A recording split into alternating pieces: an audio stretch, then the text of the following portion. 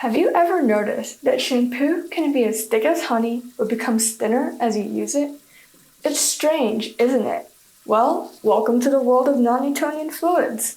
But what are non-Newtonian fluids? First, to understand non-Newtonian fluids, we have to understand Newtonian fluids.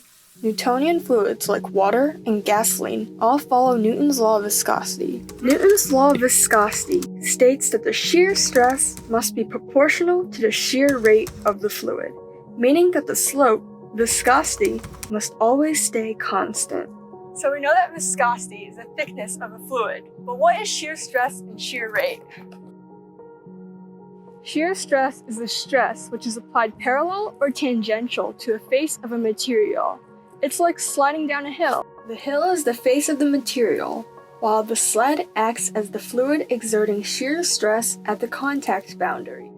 Shear rate, on the other hand, is the rate of change of velocity at which one layer of fluid passes over an adjacent layer, similar to how the cards in this deck slide over each other. Because they follow Newton's law of viscosity, Newtonian fluids must have a linear relationship between shear stress and shear rate. Non-Newtonian fluids, however, are rule breakers. These troublemakers change their viscosity based on applied stress. Now that we've seen the difference between Newtonian and non-Newtonian fluids, let's take a look at some types of non-Newtonian fluids. Dilatants, also known as shear thickening fluids, can increase their viscosity up to the point of nearly becoming solid. A good example of this is the suspension of cornstarch and water.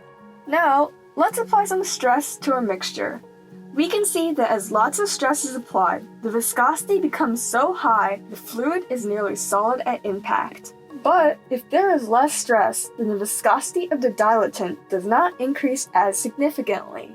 The dilatant's counterpart, pseudoplastics, or shear thinning fluids, have a lower viscosity when stress is applied. Shampoo is a pseudoplastic. Its fairly thick viscosity quickly becomes thinner once stress is introduced.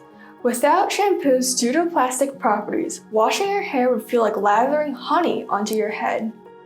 After we've seen some examples of some non-Newtonian fluids, it's apparent that they react much differently to stress than typical liquids. These reactions can have some useful and fascinating effects. From bulletproof vests made of dilatants to pseudoplastic hair care products, let's all take a second to appreciate the strange abilities of non-Newtonian fluids.